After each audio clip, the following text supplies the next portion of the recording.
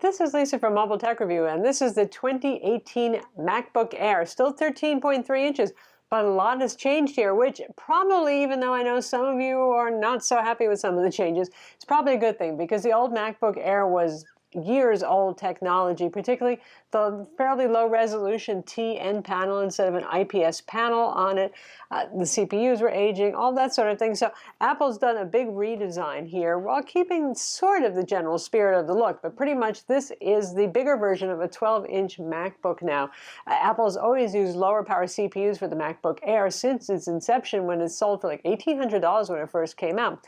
But a lot has changed now, of course. Speaking of that, think about that. That was a very expensive product, but this ushered in the whole Ultrabook movement. Back then, laptops were big, chunky, thick plastic things. So Apple came out with the Air, and now we all have a bunch of lovely Ultrabooks to choose from in the Windows world too, because Intel said, oh my God, we need to do something about this. PC manufacturers get a clue.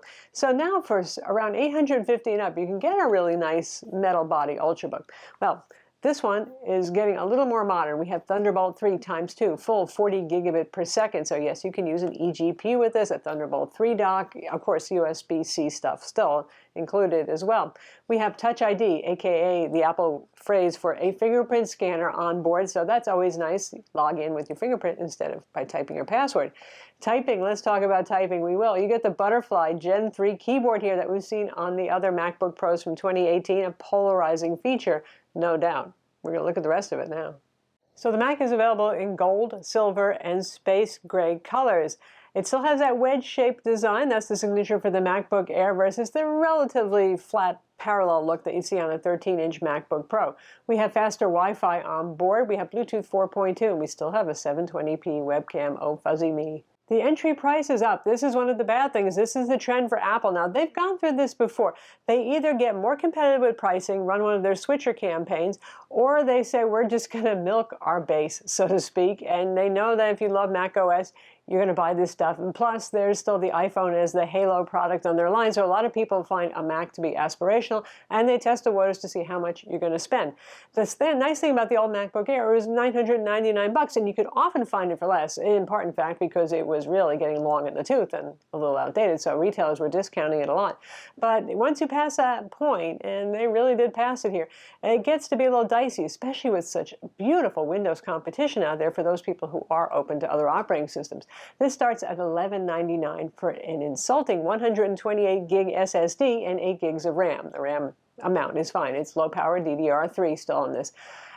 And if you want to go up to a 256 gig SSD, which is what you would find for most of the Windows $1,000 laptop competition, you're looking at $1,399, $1,400. So there's a $200 upcharge just to go from 128 to a 256 gig SSD. Believe me, if you could do it yourself, the difference in price would be more like $50.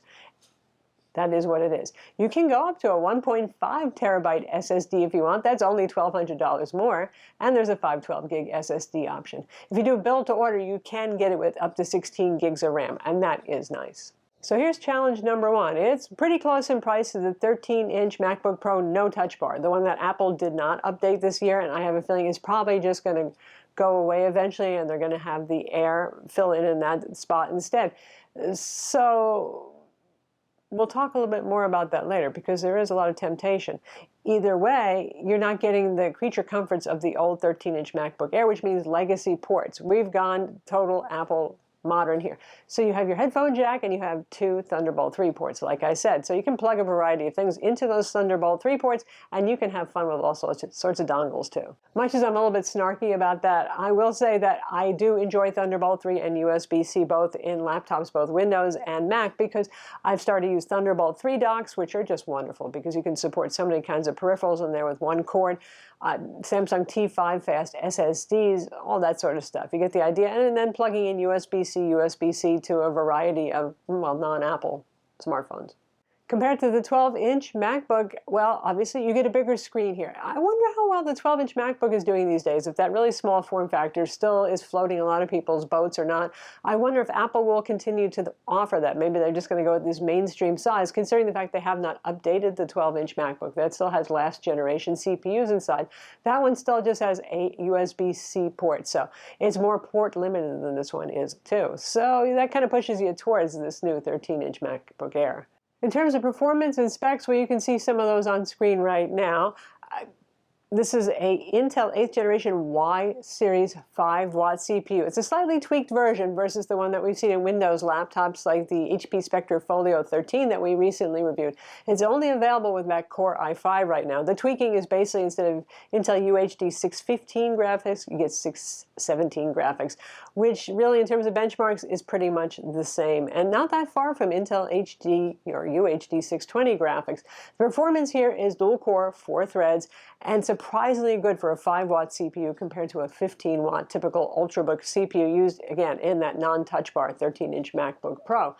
It's good stuff. For those of you, I think most of the people who buy a MacBook Air are the kind of light to moderate lifters, so to speak. You're doing this for your MS Office, you're typing your term papers, you're typing stuff up for work, you're using some Photoshop, it's fine for that, for casual use of Photoshop. You're doing iMovie, which is well optimized for Mac OS and will perform better than Adobe Premiere. Don't really expect a lot of Adobe Premiere performance on this particular machine here. For that sort of thing, it's fine. For learning Xcode and doing some small projects, absolutely it's fine. It's certainly more powerful than the 12-inch MacBook. And it benchmarks and performs about as well as that non-touch bar model. So there you have it. So in terms of heat and noise and all that sort of thing, usually the Y series CPU is fanless, but Apple did decide to include a fan here. We'll show you the internals in a bit. So that's an unusual move. Our HP Spectre Folio 13 that I keep talking about because it's very similar architecture has no fan. Interestingly, the core temperatures on our Mac get a lot hotter. You can see doing a handbrake export, and we have an example where we use a 4K video taken using an iPhone X and turn it into a 1080p H.265 video as a test. And it is a little bit faster, about 1 minute faster than the HP is, but while the HP managed to be 80 degrees for its core temperatures, this one was hitting and pegging 100, which is the maximum allowable. That's kind of running hot. Now, Apple tends not to throttle a whole lot, and they're definitely not doing it here, so interesting. But while the fan will really roar, and surprisingly, this thing can go up to 8,000 RPMs, you will hear it. It is audible, but only when you're pushing it hard, doing something like video encoding.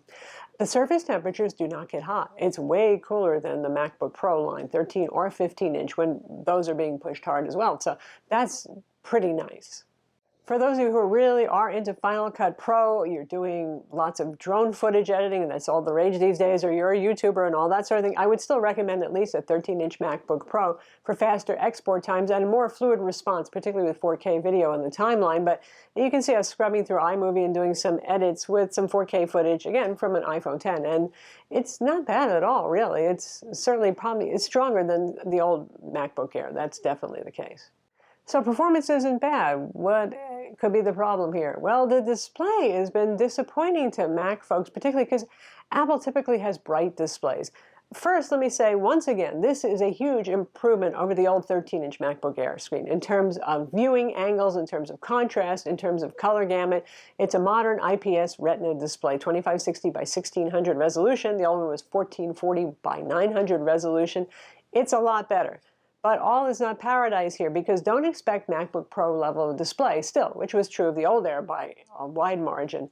This does not get very bright. I would bet that this is marked as a nominal 300 nit display, and it's measuring 277 nits on our colorimeter, which is not unheard of, but usually most Ultrabooks in this class are around 300 nits in Windows land, and Apple is often hitting much higher, 400 to 500 nits, certainly on their Pro models. Even the 12-inch MacBook has a brighter display, which also means thus lower contrast. The brighter it gets, the more contrast you can have.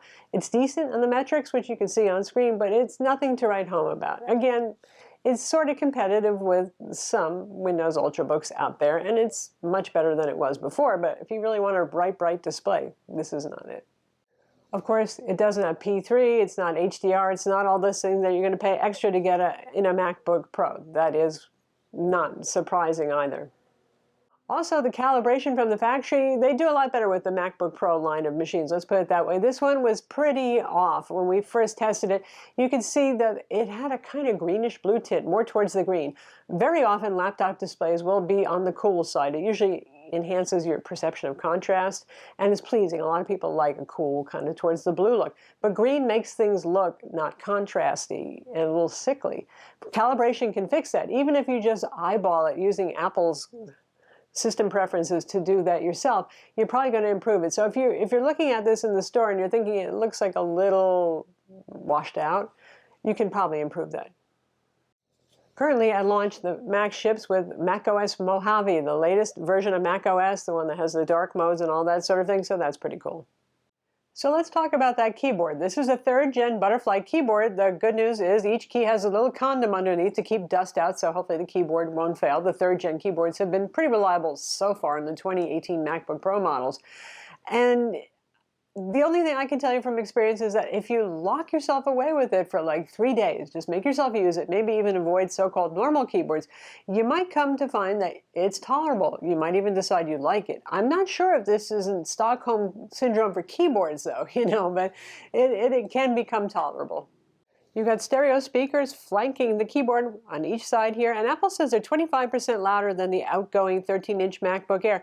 The volume on this is pretty good. The bass is just, I mean, it's, as Ultrabooks in this class go, it's pretty decent audio, but it's not as good as the MacBook Pro models in terms of the sense of stereo separation and the amount of bass that you're getting. The MacBook Air has always been one of the most long-running Apple laptops that are on the market, usually the most long-running, and it helps because it runs on that low-power CPU. It's a big enough chassis to have a decent-sized battery, all of that stuff. The thing with Intel's Y series CPUs, they're 5 watts instead of the usual 15 watt or even 28 watt, which is what Apple uses in the 13-inch MacBook Pro with Touch Bar model, is it doesn't save that much power. It spends a lot of time in turbo boost, and maybe that's why it performs as well as it does. So, battery life here, Apple claims 12 hours, and at 140 nits of brightness, which is at about 40% brightness, which is probably dimmer than a lot of you Mac people like to have your display at, it does about 9 hours, which is a whole workday. So that's not horrible, and that stands a bit above the Windows competition on average. Not that it beats every single Windows laptop out there for runtimes. That's pretty decent. But if you do set up to 250 nits, which is almost max brightness, then it goes down to about 8 hours. This is still better than the 13-inch MacBook Pro with Touch Bar, however, which is a more powerful machine, to be fair. The MacBook Air does get about 2 hours longer runtime under the same usage scenario with the same brightness setting. Apple ships it with a 30-watt charger and a 2-meter, aka 6 feet, USB-C charging cable, so at least it's a decent length. If you want that extension cable, you know how it goes now with Apple, you have to pay extra for that. It's only 30 watts. I say that because, I mean, they did a similar thing with the 12-inch MacBook as well, but a lot of Windows machines ship with at least a 45-watt charger, which means faster charging. And so this has just average charge times. If you completely drain it, it's going to take you about 3 hours to completely charge it. Happily, taking off the bottom cover isn't that hard. You unscrew the pentalobe screws. There are longer ones at the back, so remember that when you put it back together, and it comes off. There's not a whole lot of annoying plastic clips. So here's the inside. It's mostly battery, like most laptops are today. It's a very clean industrial design, I'll give it that. Here's your heatsink for the CPU right here. Here is the fan, and this is our Touch ID sensor on a separate card, so the whole motherboard doesn't have to be replaced, which is actually a very teeny motherboard. So your SSD and your RAM are soldered on board here, and the battery over here and here, these can actually be replaced without having to remove and replace the top cover like on the 13-inch MacBook Pro, so that's a good thing.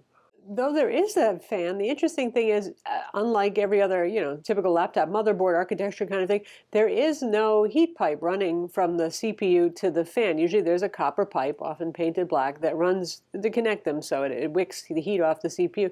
This one just seems to generally be pulling any hot air out of the laptop in general. So this versus the 13-inch MacBook Pro no touch bar from last year, you're going to get fairly similar performance from your CPU and your integrated graphics here. You will get a better display, however, on that no touch bar model. So that would be the selling point there. If you're thinking about the 13-inch MacBook Pro with Touch Bar, the most current Intel 8th generation machine, That one is going to be a whole lot faster. It's going to have that better display. It's going to have wider color gamut. It's going to have higher contrast. It's going to support DCI-P3, color profile, all of that sort of thing. And you're going to have the True Tone thing as well, which this doesn't support. So some of you don't like True Tone anyway. I don't think that's a big deal. What's in favor of this? The longer battery life. Again, you get about 2 hours longer battery life. It's a bit lighter and it's a bit thinner. Not that anybody called a 13-inch MacBook Pro a boat anchor. Hardly a boat anchor at that. Also, this one is a bit easier to service, as you saw from our internals. You can at least take the cover off without a million plastic clips. That's not the biggest deal there. But the battery is not glued to the keyboard surface. You don't have to have the whole top cover replaced. The Apple T2 chip is separate. So you don't have to replace the entire motherboard if there's a problem with the T2 chip. Versus the many lovely and innovative Windows Ultrabooks on the market now that are 13 inches and maybe priced similarly. Even the HP Spectre Folio 13-inch that I keep referring to because it runs the same CPU family. For $100 more, you can get something that has a leather exterior. It does tent mode, it does presentation mode, it does tablet mode, it supports a pen, it has a touchscreen. As ever, Apple is counting on the halo of their brand. Either you're dying to have an Apple product because you haven't had an Apple Mac before, or you are an Apple person and you're locked in their ecosystem. I don't think anybody from Windows land is going to say that this one is offering more features at a better price. So that's the 2018 MacBook Air, and you know what? It's inevitable. Yes, it is. That's how I feel about it. We all knew that if and when Apple finally refreshed the very popular MacBook Air on its 10th anniversary now, that it probably would be a cross between a 12-inch MacBook and a MacBook Pro, and that's exactly what they've done here. The good, the bad, and the ugly. The good part is it's very light. It's beautifully made. You get OS X Mojave. So for those who are OS X people, Mac lovers, well, this is going to be one of the laptops you're going to consider. The display is so much improved. Yes, I know it's not bright compared to your average laptop display from Apple, but good God, the color gamut is much better. The contrast, the off-angle viewing, the resolution, all of that stuff that, you know, I wouldn't use the old MacBook Air. I could live with this display. The keyboard, I leave that up to you. You know what a butterfly keyboard is about at this point, right? So whether you like it, whether you hate it, that one's going to be up to you. In terms of performance, it's pretty good. Like I said, it's the same as the 13-inch no touch bar MacBook Pro. So that's not bad, is it? Considering the low wattage of the CPU. Not bad. I'm Lisa from Mobile Tech Review. Be sure to subscribe to our YouTube channel for more cool tech videos, and thumbs up if you like this vid.